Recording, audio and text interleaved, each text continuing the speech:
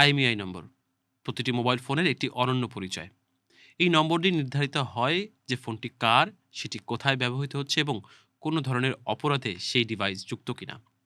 নিরাপত্তার স্বার্থে বিশ্বের প্রতিটি মোবাইল ডিভাইসের আইএমইআই আলাদা হওয়ার কথা, কিন্তু বাংলাদেশে ঘটেছে সম্পূর্ণ বিপরীত এক অস্বাভাবিক ঘটনা। একটি আইএমইআই নম্বর ব্যবহার করে নেটওয়ার্কে নিবন্ধিত হয়েছে প্রায় 4 কোটি ডিভাইস।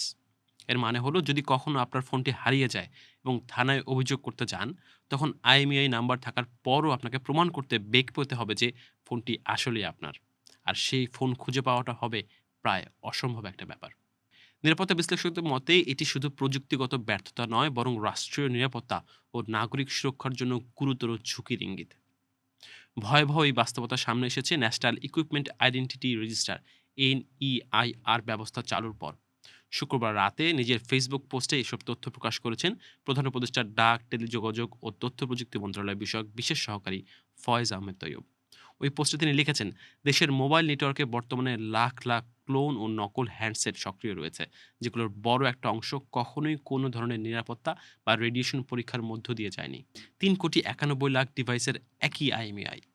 ফয়েজ আহমেদ তৈয়ব জানান, বিগত ১০ বছরের তথ্য বিশ্লেষণ করে দেখা গেছে শুধুমাত্র একটি আইএমইআই নম্বর ব্যবহার করে নেটওয়ার্কে সংযুক্ত হয়েছে ৩,৯১,২২,৫৩৪টি বিভিন্ন কম্বিনেশন।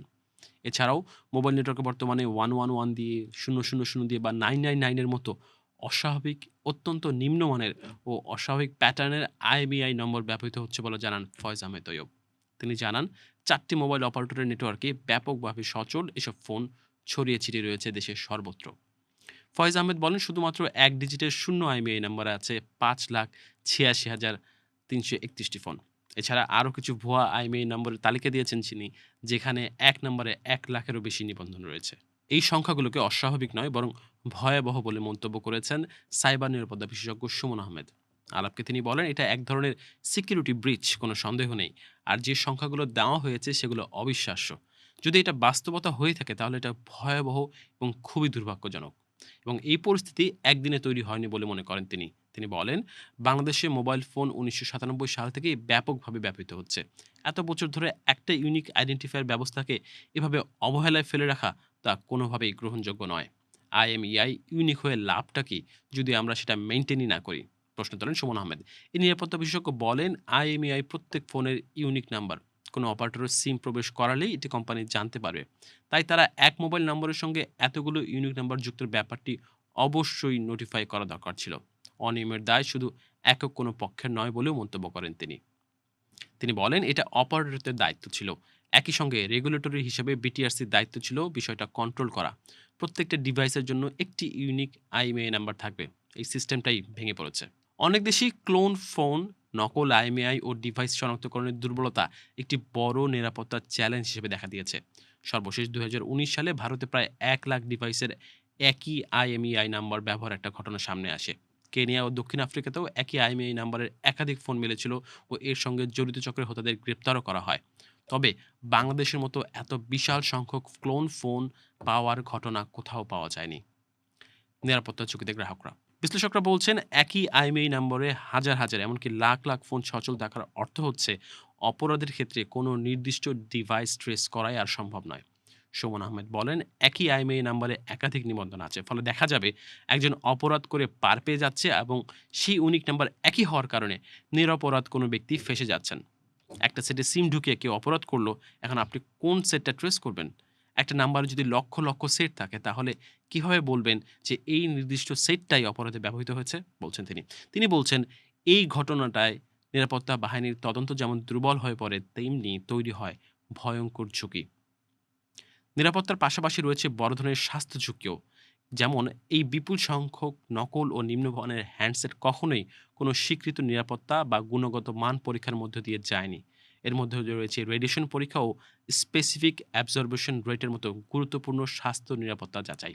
ফয়েজ আহমেদ লিখছেন, লক্ষ লক্ষ নাগরিক এসব নিম্নমানের নকল ফোন ব্যবহার করছেন। এসব ফোনের radiation test, specific absorption rate testing, যাকে সার বলা হচ্ছে, সে বিভিন্ন ধরনের নিরাপত্তার টেস্ট হয়নি কখনো। আর সুমন আহমেদ বলছেন, বাংলাদেশে রেডিয়েশন লেভেল পরীক্ষা করার কোনো কার্যকর অথরিটি আদৌ আছে কিনা আমি নিশ্চিত না। আর আনঅফিসিয়াল ফোনের ক্ষেত্রে তো এই যাচাইয়ের কোনো সুযোগই নেই। এছাড়াও দেখা গেছে ডিজিটাল জালিয়াতির সংখ্যা। বাংলাদেশ ব্যাংকে ২০২৪ সালে একটি প্রতিবেদনে উঠে আসে যে দেশের ৭৩% ডিজিটাল জালিয়াতি ঘটে অনিবন্ধিত ডিভাইসে। বিটিআরসি ও এমএফএস এর প্রতিষ্ঠানগুলোর যৌথ তথ্য অনুযায়ী ২০২৩ সালে ইকেওয়াইসি জালিয়াতির ৮৫%ই ঘটেছিল অবৈধ ফোন কিংবা পুনঃপ্রোগ্রাম করা হ্যান্ডসেট ব্যবহার করে। ২০২৩ সালে ১৮ লাখ ফোন চুরির রিপোর্ট হয়। রিপোর্ট হয়নি এমন সংখ্যাও আছে আরও কয়েক লাখ। আর এসব ফোনের অধিকাংশই উদ্ধার করা যায়নি। ফয়েজ আহমেদ লিখছেন, আমরা অনুমান করছি যে ক্লোন ও নকল ফোনের ছড়াছড়ি আছে, তবে বুঝতে পারেনি ভয়াবহতা এত গভীর। তিনি বলছেন, বাংলাদেশের নাগরিকদের কাছে এভাবে আনঅফিসিয়াল নতুন ফোনের নামে নকল ফোন বিক্রি করা হয়েছে। এমন প্রতারণা অভাবনীয়, নজিরবিহীন। এই চক্রের লাগাম টানা জরুরি। কি পদক্ষেপ নেওয়া হচ্ছে? ফয়েজ আহমেদ তৈয়ব জানান, সরকার ইতিমধ্যে বৈধভাবে আমদানিকৃত আইওটি ডিভাইসগুলোকে আলাদাভাবে ট্যাগ করার পক্ষে কাজ শুরু করেছে। তবে এই মুহূর্তে এসব আইএমআই সম্পূর্ণভাবে ব্লক করা হচ্ছে না। তিনি বলছেন, জনজীবনে অসুবিধা তৈরি হতে পারে এই বিবেচনায় ফোনগুলোকে গ্রে হিসেবে ট্যাগ করা হচ্ছে। এই সিদ্ধান্তকে বাস্তবসম্মত মনে করেন সুমন আহমেদও। তিনি বলছেন, আনঅফিসিয়াল ফোনের এই জায়গাটা আসলে এমন একটা পর্যায়ে চলে গেছে যে এখন আর বন্ধ করা যাচ্ছে না। বন্ধ করলে অনেক গ্রাহক ক্ষতিগ্রস্ত হবে। আসলে তারা সরল একটা বিশ্বাসে ফোন কিনেছিল। তবে ভবিষ্যতে আরও কঠোর হওয়া জরুরি বলে মন্তব্য করেন তিনি। এনইআইআর ব্যবস্থার মাধ্যমে ভয়াবহ এই অনিয়মের তথ্য সামনে এলেও এই পদ্ধতির বাস্তবায়ন নিয়ে তীব্র আপত্তি তুলেছেন মোবাইল ব্যবসায়ীরা। অবিলম্বে এনইআইআর কার্যক্রম স্থগিতের দাবি জানিয়েছে মোবাইল বিজনেস কমিউনিটি বাংলাদেশ। সংগঠনটির সিনিয়র সহসভাপতি শামীম মোল্লা বলছেন, নতুন মোবাইল নিবন্ধন প্রক্রিয়া নিয়ে ব্যবসায়ীদের আপত্তি নেই, তবে কোনো প্রস্তুতি ও নীতিমালা ছাড়াই হঠাৎ করে এই ব্যবস্থা চালু করাই সমস্যার মূল কারণ। একটি ইএমআই নম্বরে বিপুল সংখ্যক ডিভাইস শনাক্ত হওয়ার বিষয়ে প্রশ্ন করা হলে তিনি বলছেন, এতে আরও অনেক ফোন বন্ধ হবে, এরকম পাওয়া যাবে, এটাই স্বাভাবিক, কারণ পুরো প্রক্রিয়াটা পরিকল্পিতভাবে শুরু হয়নি। তার মতে, প্রথমে ব্যবহৃত ফোন কেনা বেচার জন্য একটা স্পষ্ট নীতিমালা তৈরি করার প্রয়োজন ছিল। সেই প্রক্রিয়ার মধ্য দিয়ে নিবন্ধন কার্যক্রম শুরু হওয়া উচিত। শামীমুল্লাহ বলছেন, এনআইআর কার্যক্রম শুরু হওয়ার পর অনেক গ্রাহকের ফোন বন্ধ হয়ে গেছে, যার দায় এসে পড়ছে ব্যবসায়ীদের উপর। তিনি বলছেন, আমাদের কাস্টমাররা এখন আমাদের আসামির মতো করে মনে করছে। তারা বলছে, আপনাদের কাছ থেকে ফোন কিনেছি, এখন সেটা বন্ধ। টাকা ফেরত দেন, না হলে ফোন বদলে দেন। শামীমুল্লাহ অভিযোগ করছেন, এতে করে ব্যবসায়ীরা চরম সংকটে পড়েছেন। তার কথায়, প্রায় প্রত্যেকটা ব্যবসায়ীর এখন পথে বসে যাওয়ার মতো অবস্থা। সরকার যদি আমাদের নিয়ে না ভাবে, আমরা যাব কোথায়? এ কারণেই মোবাইল ব্যবসায়ীরা আন্দোলনে নেমেছেন বলে জানান এই ব্যবসায়ী।